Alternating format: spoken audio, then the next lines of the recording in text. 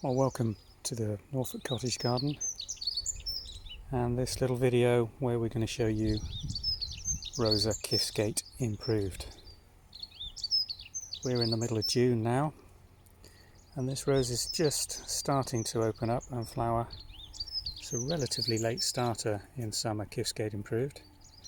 Just look at that crop of pollen weevils having a lovely time on this rose. For us, Kiftsgate opens probably a good fortnight after Rambling Rect has been in full bloom and is coming to the end of its season. So it's a rather nice one to extend the season upwards. And the other problem with Kiftsgate, the traditional Kiftsgates, is always been powdery mildew. And the benefit of Kiftsgate improved is some resistance to that. In certain seasons it's still going to get a little bit, but by and large it doesn't get coating in the white powdery mildew that tends to knock this plant back and reduce its flowering.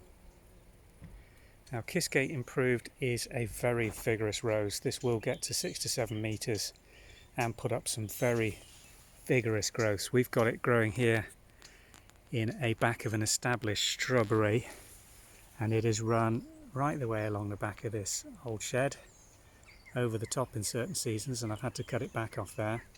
But just look at the vigour in the growth that's coming out the top of this. It will put on around 4 metres of growth on each of those stems, which will give you next year's flowering. So you need to give it some space. It will go up a tree, it will need some support, otherwise it will just form a dense clump on the ground and be an absolute death trap, because look at the thorns on this beast. It is an extremely thorny, strong growing and vigorous climber, but will reward you with these beautiful buttercup yellow scented white flowers. They're not overly large, extending usually to about 3 or 4 centimetres on average. Very little scent, it's just a sweet flowery scent. Not particularly rose-like, certainly not a musk rose scent, but a beautiful open display of these white flowers in mid and late June.